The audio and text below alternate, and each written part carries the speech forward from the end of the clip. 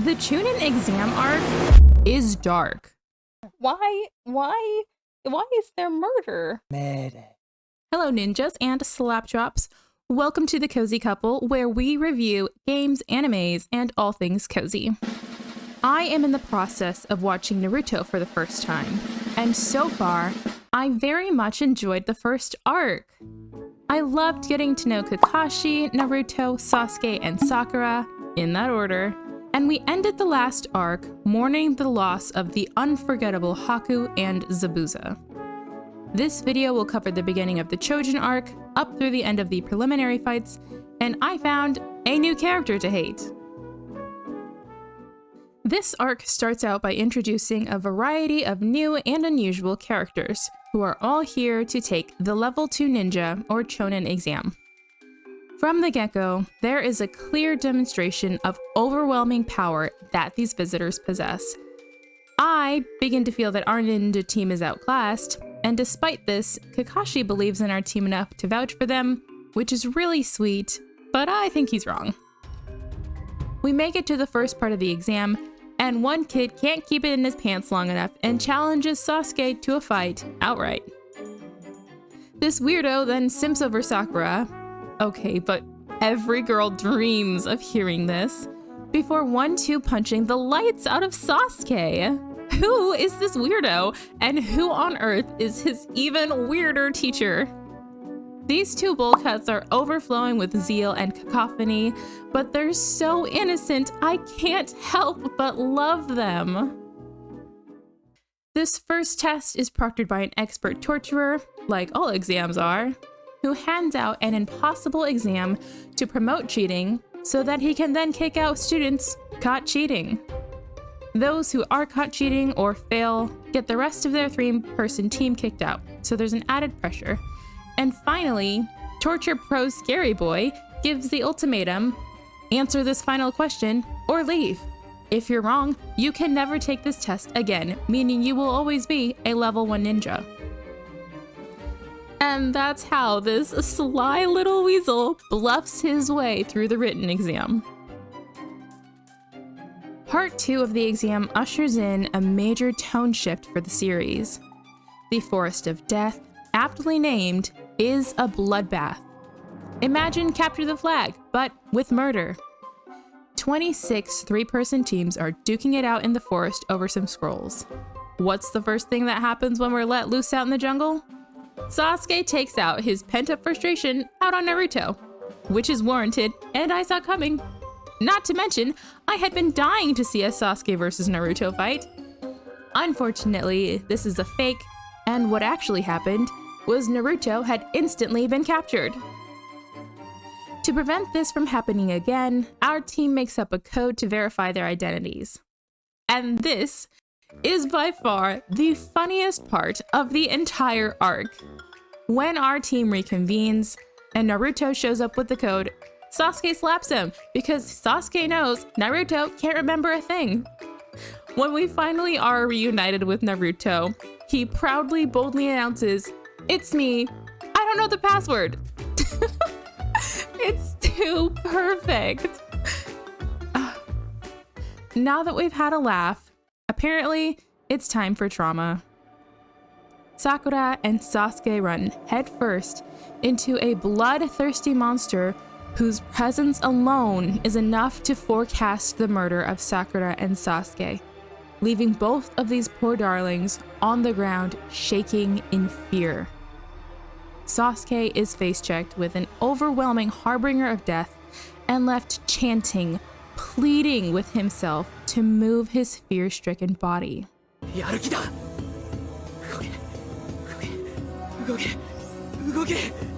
With a casual flick of the wrist, this psychotic murderer ends it all.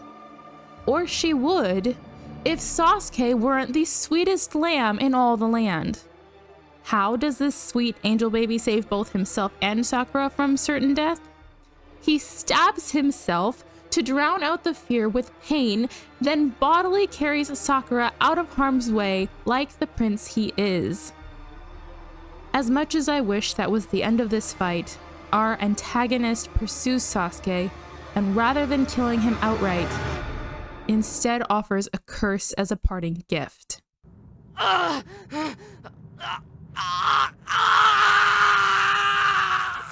Following the defeat of Sasuke and Naruto, Sakura is left to take charge of our fallen team.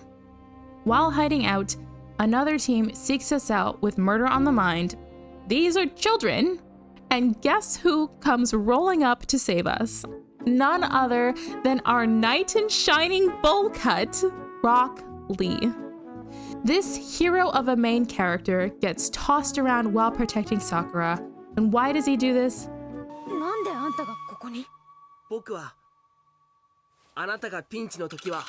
Because he promised he'd always protect Sakura when he declared his love for her.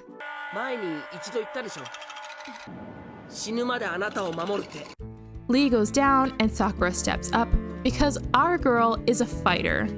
Unfortunately, but realistically, Sakura is no match for a 1v3 and gets captured. At this moment, she feels frustrated that she can't protect Sasuke, Naruto, or Lee. So what does she do? She cuts her hair. Wait. She cuts her hair. Let me get this straight. During the Zabuza fight, Sasuke levels up with Sharingan and Naruto levels up to become a cat boy, and here, Sakura levels up with shorter hair. The story attempts to justify this change by retrospectively adding importance to her long hair and how she grew it out to match Sasuke's taste. I'm okay with the loss of hair and it being a meaningful sacrifice if Sakura's hair had been made to be more important earlier in the show, especially if its value wasn't tied to having someone else potentially like it.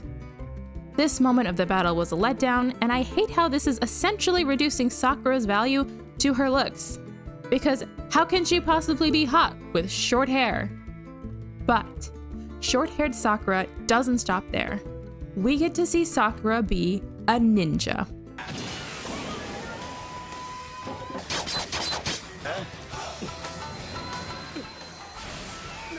She jutsus, she attacks, she tanks, and she wholeheartedly goes for it. That's what I'm talking about, Sakura. This is what I want for you. Look at her strategy, look at her determination and gall. This is what I wanted, and this is the treatment Sakura deserves. Look at these eyes. These are the eyes of an unrelenting, powerful baddie. And you know what's fair? She still is not a match for this murder-hungry team of chaos, yet. So you know what she does? She stands her ground and tanks the ever-living heck out of this fight. This Forest of Death section wraps up with Sasuke's curse granting some new and unusual powers that come with a side of no morality. Finally, we come to the preliminaries. These 1v1 battles will whittle down the remaining ninjas to a select few who are allowed to take part in the finale of the Chunin exam. Sasuke fights someone without using the magic curse powers and instead uses Lee's technique, which he learned from receiving a single kick in the face, highlighting his rapid growth. After the match, Kakashi seals his curse, and then we get another run-in with whom I predict is the big bad of the series, as they scare the pants off of even teacher Kakashi. The first two fights are brief, where we learn that bug guy Shino is gross but scary smart. Let me rephrase that. Shino is tactically terrifying. He's someone who keeps their cool and doesn't get flustered or angry. So if this guy ever does get mad, I'm going to pee myself. The second fight is between Bendy Boy and Puppet Master. Every part of this is my worst nightmare. And then we have the Sakura versus Ino fight, which is the biggest letdown since whole wheat hamburger buns were invented. This fight is an injustice to both girls and completely dismantles my love for Sakura. You're going to tell me that the backstory for these two girls is that Ino saw Sakura getting bullied, did something about it, took her under her wing, and Sakura repays that by dropping Ino like a hot rock to steal her man, all due to some inferiority complex? Ino is a sweet darling who only saw the best in Sakura. Justice for Ino, she deserves better, and I would be even more of a raging psycho to Sakura with such warranted justification. The fight itself is ridiculous, and now you have two girls cutting their hair for no reason. I disagree with the Naruto-induced save from the mind jutsu. Literally, this fight, it's not for me. Girls are more than their hair. Just let them be cool. Next up was Temari versus Tenten, and at this point, my desperation for a strong girl has hit an all-time high. This fight was one-sided. Yes, I want a strong female character, but she doesn't have to be a gaslighting witch. Tenten was done dirty, her personality was flat, and her role was basically human punching bag. To her defense, she is the first weapon master we see, which is kinda cool, and there's lots of fights that have been one-sided. This girl rubs me the wrong way, especially with her unnecessary brutality. I hate characters like this. Up next is our first co-ed fight, Shikamaru versus Kin. Both fighters exude calm, don't need to prove anything, self-assurance.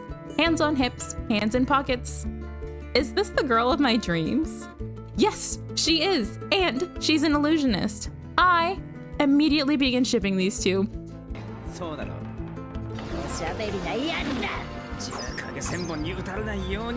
Give me the enemies to lovers arc, please. Both of these two held their own, and Shika stole the show with two 10,000 IQ moves of sneaking a fake string shadow and then using a wall.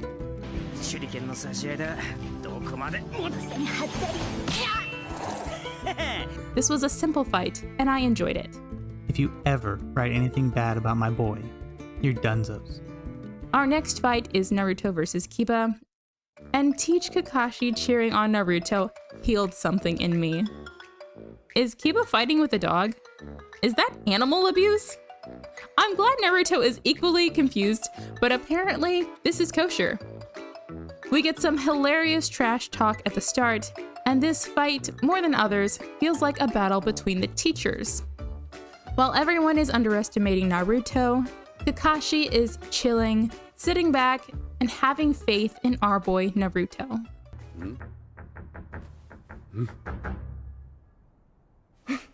What I want out of this fight is for Naruto to win without turning into a fox or using 1,000 clones. We see Naruto getting knocked down, but then he gets back up again. And through this fight, we get part 2 of Naruto changing his reputation. Then we're visited by the demon version of Clifford the Big Red Dog, who turns into a second Kiba. These people are taking drugs mid-fight. Also, apparently kosher. When Kiba insults Naruto's dream, things get even more serious. Oh, you think you can compete to be Hokage? You thought wrong. You can't win if you're fighting yourself. And then Naruto comes in hot with a plan. Emotional manipulation. A callback to the very first episode, and an extraordinarily excellent tactic, the double clone fake out.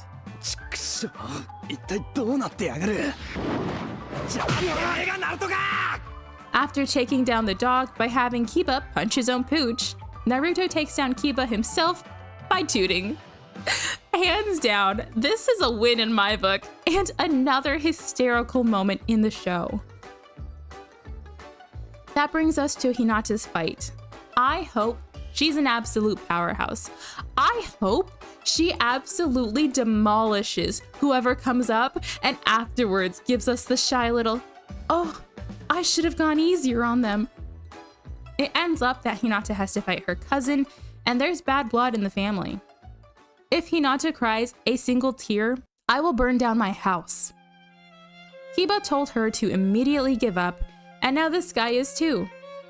Homeboy starts laying out all her flaws, dealing psychic damage before the physical damage even starts.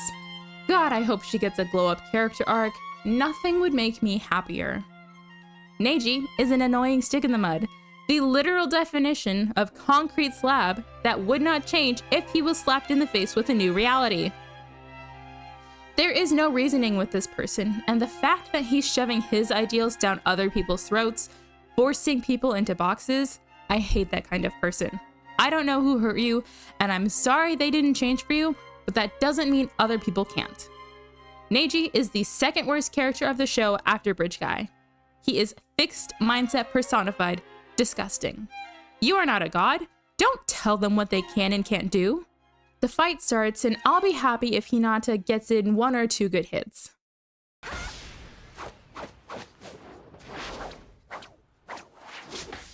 She's a beast? Hand-to-hand combat? Look at her holding her own! This is everything I've ever wanted and more! I need a show with her as the protagonist. This was the fight of my dreams. The show loves me. I've been asking for a strong female character, and it was Hinata the whole time? 私はずっと見てきた。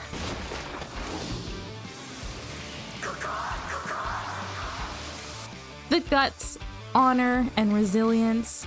The absolute fortitude of this girl. I literally cannot get any more in love with her. She is, hands down, by far my favorite character. Tragically, Hinata isn't a match for Neji. Although she's going down with a fight. This is the female character development and care I needed. And if she dies during this fight, I will never forgive Neji. Then he goes to actually murder her, and 4 teachers come running in to stop him. Down with Neji. Finally, it's Sand Guy's turn, and he's fighting Lee. Let me start out by saying, I disagree with the power scaling and the victor in this fight. You're telling me Lee had trouble facing Wind Guy earlier, and now he's got 5 levels of superhuman? Yeah, that's baloney. Let's dive in now to what makes Lee so special. We learn that Lee can only use 1 of the 3 ninja techniques. Then we get one of the best character unlocks I've ever seen, with Lee being freed from his monstrous weights and becoming an unstoppable powerhouse.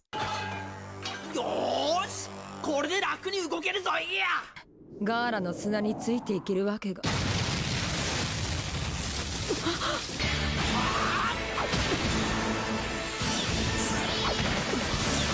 Lee tosses out a forbidden lotus, which destroys his body to the point that our boy can't even stand after this attack. And then we get his backstory. We are shown a young Lee whose dream is to be a ninja. He can't use 2 of the 3 ways of ninja and is mocked for his inability and ridiculous dream. We watch Lee fight this uphill battle, training himself beyond all others for even a chance of becoming a ninja. This kid breaks my heart. Lee fights for his dream. He works day and night, putting in the effort of a lifetime. Years of his life we watch as he strives towards an impossible goal. His determination, resilience, and desire all push him onwards. He earns the admiration and acceptance of his teacher. He is effort personified and gifts us with the perspective of someone in this world who works tirelessly to overcome their weaknesses while watching as naturally gifted peers excel with little to no effort, taking for granted what they have achieved. 僕はそう信じてやってきました。ネジより2倍も3倍も修行すればきっと強くなれる。 Then, after all these years, and after he's made so much progress, Lee doubts whether his work will pay off. Lee wonders if those that are naturally gifted will always be ahead of him. 本当の天才にはかなわないんじゃないかって最近そう思い始めました。 The relatability and vulnerability of this character snuck him deep into my heart. The self-doubt and questioning of yourself and your goals from such a warm-hearted person. I love Lee. I love him for his fears and his insecurity that he works through and against. And going back to the fight, we see Lee continue to push himself, putting his body through severe pain and putting his life on the line. After he's beaten unconscious, sporting 2 crushed limbs, we see his beaten, lifeless body stand back up to continue fighting. Before Gaara gets the chance to kill Lee, Lee's teacher steps in and saves him. Lee fought with his life on the line. His entire identity is working to become a ninja. Fighting for your dream to me means being happy if you die trying to achieve that. Essentially, Lee was robbed of that.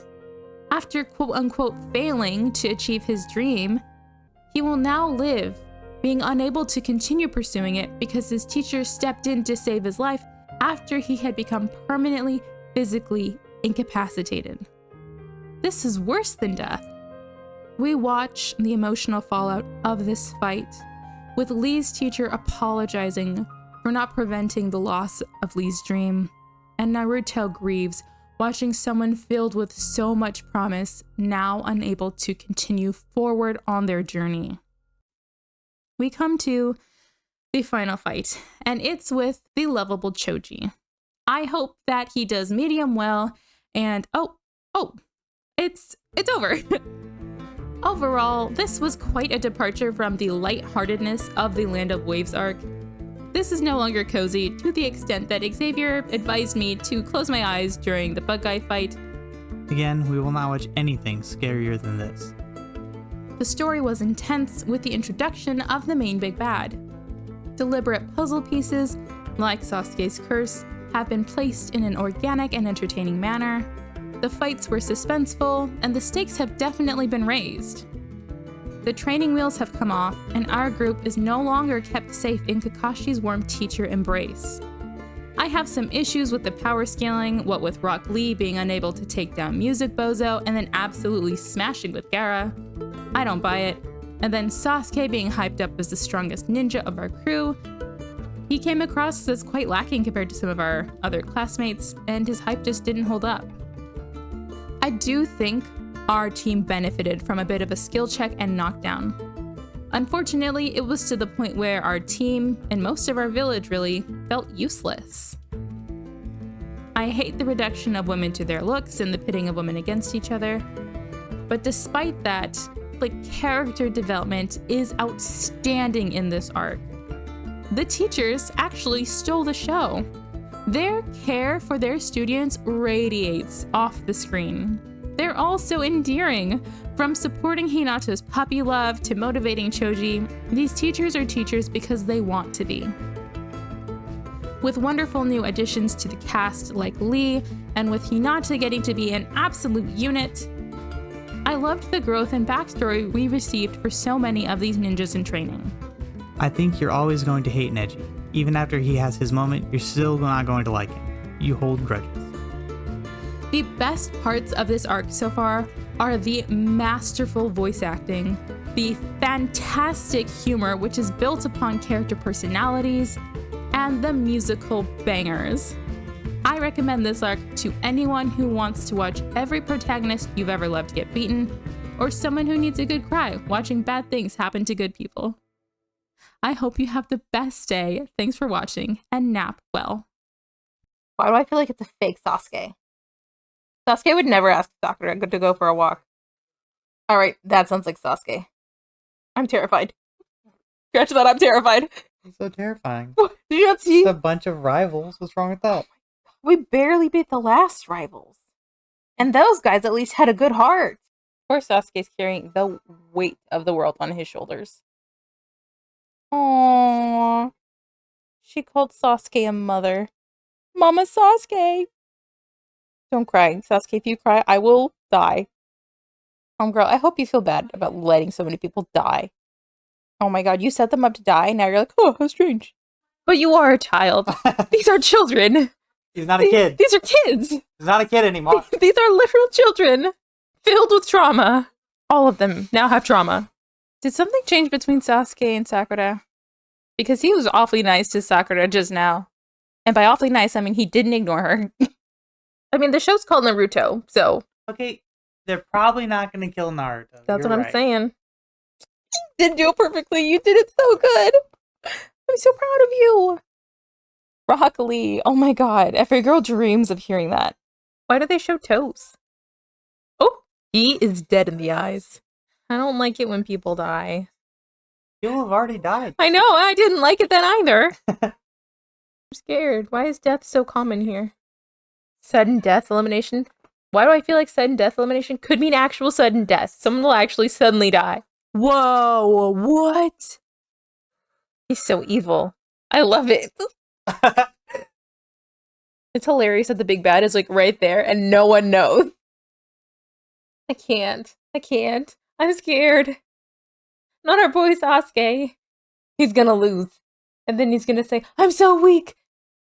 Flattery will get you everywhere, Sasuke. Come on, Sasuke. You're so cool. Don't forget to be cool. Remember who you are, Sasuke. Yes, king. Kick him in the crotch. Crotch. Yes! Sasuke, you're so cool. 10 out of 10. Oh. Teach is the best character. He didn't ask for this. That's what makes me so sad. What? I know none of them asked for anything. But he didn't ask for this. Yeah, no one asked for anything. This guy gives me the creeps. The bad guy. He gives me the ick. He's the bad guy. Get the ick. The guy's gonna come over and mess it up. This voice actor needs a raise.